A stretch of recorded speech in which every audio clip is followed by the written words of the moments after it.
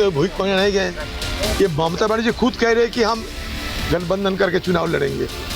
ये दोनों सीट हमारे पास है, उनकी दया की कोई जरूरत नहीं है। कुल सकारात्मकता है और मुझे लगता है तेजी से सीटें इंडिया ब्लॉक की फाइनल होंगी। इंडी गठबंधन एक कागजी गठबंधन है, इसमें कोई स्पष्टता नहीं है। तो कांग्रेस को खत्म करने की साजिश तो पूरे इंडी गठबंधन ही कर रहा है। महाराष्ट्र में जो सीट शेयरिंग होगा वो मेरिट के आधार पे होगा और बीजेपी को वहाँ हम महाविकास आघाड़ी करके परास्त करना है। से ही सही लेकिन कारगर तरीके से सही दिशा में वार्ता चल रही है। इसलिए आने वाले समय में ये हम सब लोग मिलकर के भारतीय जनता पार्टी को सबक सिखाने का काम करेंगे। विरोधाभास से भरा हुआ एक गठबंधन है, इसीलिए आज इतने महीनों के बाद भी वो अपना एजेंडा या झंडा तय नहीं कर पाए हैं।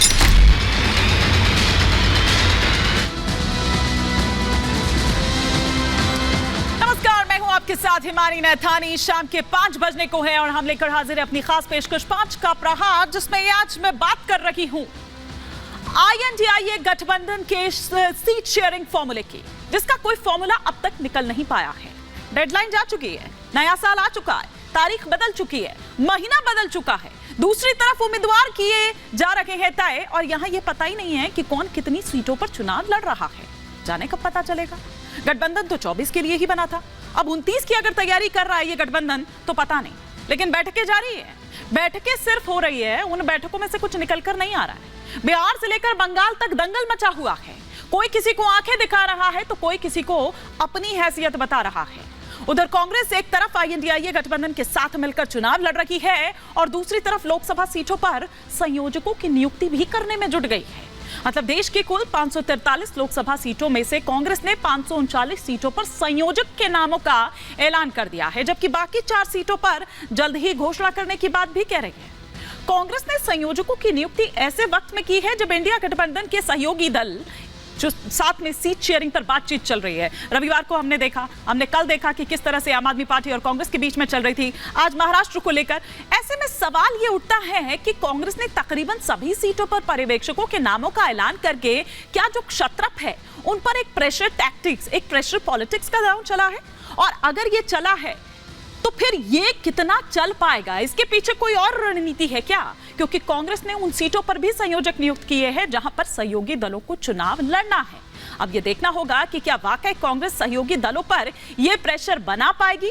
आखिर ये लोकसभा सीट स्तर पर कांग्रेस ने पर्यवेक्षक वाला दांव क्यों चला है, इस पर भी आज 5 का प्रहार करेंगे। लेकिन उससे पहले सीट शेयरिंग पर जिस तरह से अपना अपना दावा ठोका जा रहा है, आखिर उसको किस तरह से देखें, क्योंकि ये कहा जा रहा है कि भैया जो जहां पर मजबूत है वहां पर उसके लिए आप छोड़ दीजिए जगह, उसके लिए स्पेस छोड़ दीजिए। फिर चाहे वो आप बंगाल की बात कर लीजिए, आप चाहे पंजाब की बात कर लीजिए, और इसी तरह से आप देखिए कि हर कोई जो जहां पर मजबूत है वो वहां अपना दावा ठोकते हुए नजर आ रहा है। वो ये कह रहे हैं कि भैया मेरी थाली में जितना है वो तो मेरा ही है, लेकिन दूसरे की थाली से मैं कितना ले सकूं, अपनी थाली से मैं नहीं दूंगा। ये सीट शेयरिंग पर कांग्रेस और आम आदमी पार्टी अधिक सीटों की मांग कर रही है। सीट शेयरिंग पर जो दावा हुआ, कल बाकायदा बैठक हो चुकी है, अब बताया जा रहा है कि दोबारा से बैठक होनी है। कांग्रेस में सीटों के दावे का आधार लोकसभा 2019 के आधार पर, मतलब ये कि अब यहां पर ये देखना होगा कि वो वोट शेयर वाली जो थ्योरी है वो कांग्रेस की ओर से दी गई है। आम आदमी पार्टी में सीटों के दावे का आधार विधानसभा चुनाव 2022, मतलब उसकी ओर से ये कहा जा रहा है कि विधानसभा चुनाव वाला जो दाव है वो चला जाए, जबकि कांग्रेस ने वोट शेयर वाली जो थ्योरी है वो दी है। दोनों ही पार्टियों की राज्य इकाई गठबंधन के खिलाफ है। उधर अगर हम बात करें बिहार की, तो जेडीयू आरजेडी 17 सीटों पर चुनाव लड़ना चाहती है, अपने कैंडिडेट्स उतारना चाहती है। कांग्रेस को सिर्फ 4 सीटें देना चाहती है, जबकि कांग्रेस 8 से 9 सीटों की मांग कर रही है। कहां? बिहार से। अगर बात करें लेफ्ट के हिस्से में, फिर ऐसे में क्या आएगा ये देखने वाली बात होगी। तो अभी यहां पर भी माथापच्ची चल रही है, जबकि उधर से नीतीश की नाराजगी साफ तौर पर देखी जा रही है। वो ये कह रहे हैं कि दिस इज हाई टाइम और आपने बहुत ज्यादा लेट कर दिया है। इधर हम बात करें अगर महाराष्ट्र की, तो 23 सीटों पर शिवसेना अपना दावा ठोक रही है। उधर अगर बात करें 2019 में 18 सीटों पर उन्हें जीत मिली थी, तो वो कह रहे हैं कि भैया उन पर तो कोई बात हमने करनी नहीं है। कांग्रेस 23 सीट देने के लिए तैयार नहीं है। एनसीपी शरद गुट की बात करें तो उसकी भी 20 से ज्यादा सीटों की डिमांड है। तो आप ये देख लीजिए कि इक्वेशन किस तरह से यहां पर गड़बड़ा रही है। जो गणित, जो गुणा भाग है, वो उस तरह से हो नहीं पा रहा है। लेकिन वहीं दूसरी तरफ हम बीजेपी की अगर बात करें तो जैसा कि मैंने पहले भी कहा, वहां उम्मीदवार तय किए जा रहे हैं और जो एक माइक्रो मैनेजमेंट है वो किस तरह से मोदी जी का चल रहा है, जरा वो आपको ग्राफिक्स के माध्यम से फटाफट से दिखा देते हैं कि 2 से 3 जनवरी अगर हम देखें तो तमिलनाडु, केरल, लक्षद्वीप की अगर बात करें, वो तस्वीरें भी आपने देखी होगी। करोड़ों की परियोजनाओं की जो सौगात है वो देते हुए नजर आते हैं। 5 जनवरी राजस्थान में संगठनात्मक बैठक और एकजुटता का संदेश देते हुए नजर आते हैं पीएम मोदी। 8 से 10 जनवरी यानी कि अभी जब मैं इस वक्त बात आपसे कर रही हूं, उधर वहां पर स्वागत हो रहा होगा किसका? यूएई के राष्ट्रपति का। वाइब्रेंट गुजरात वैश्विक शिखर सम्मेलन 2024 जिसका उद्घाटन प्रधानमंत्री नरेंद्र मोदी ने किया। 12 जनवरी का क्या कार्यक्रम है? महाराष्ट्र में मुंबई ट्रांस हार्बर लिंक का उद्घाटन करेंगे प्रधानमंत्री नरेंद्र मोदी। 13 जनवरी बिहार में बेतिया में इंडियन ऑयल की परियोजना के साथ कई अन्य योजनाओं का शुभारंभ करेंगे।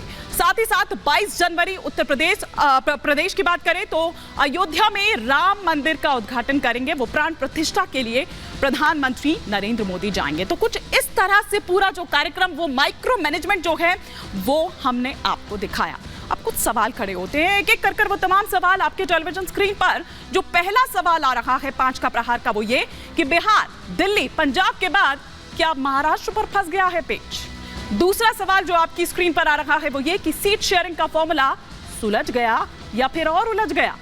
तीसरा सवाल जो आपकी स्क्रीन पर आ रहा है वो ये कि संयोजक पर लगेगी मोहर या फिर INDIA पर इसका पड़ेगा असर?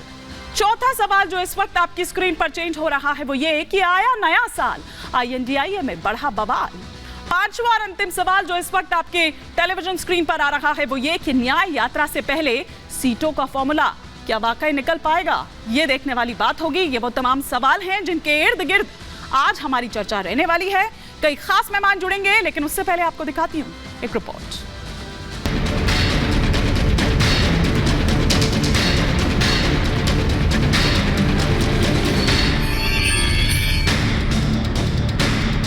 INDIA गठबंधन सीट शेयरिंग को लेकर चर्चा की टेबल पर आ गया है।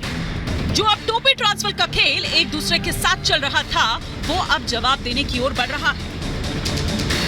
क्योंकि बिहार के नेताओं के साथ कांग्रेस के नेताओं ने सीट शेयरिंग को लेकर चर्चा की है। केसी त्यागी ने कहा कि बिहार में 16 सिटिंग MP है, लिहाजा उन सीटों पर बात करने का सवाल ही पैदा नहीं होता। बाकी कांग्रेस पार्टी, वामपंथी पार्टी और RJD को आपस में मिलकर वहां पर सीट बांटनी है। JDU अपनी स्थिति स्पष्ट कर चुका है। हम बिहार में 16 सिटिंग MP हैं, लिहाजा उन सीटों पर तो कोई वार्ता करने का प्रश्न ही पैदा नहीं होता। बाकी कांग्रेस पार्टी, वामपंथी पार्टी और RJD को आपस में मिलकर के वहां पे सीटें बांटनी।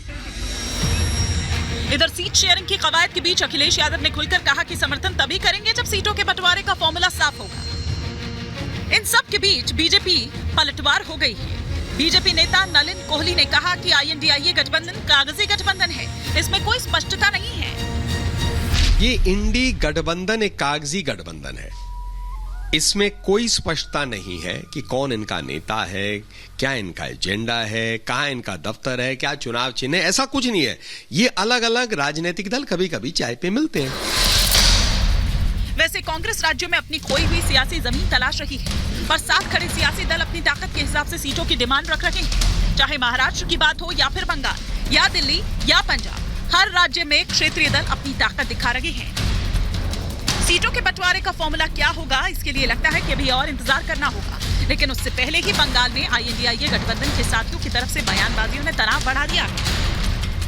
इन विवादों के बीच की कांग्रेस की तरफ से सीटों के बंटवारे की बात की जा रही है, लेकिन अब देखना यह होगा कि कांग्रेस को किस राज्य से कितनी सीटें INDIA गठबंधन के सहयोगी दल देते हैं। Bureau report, Republic Bharat.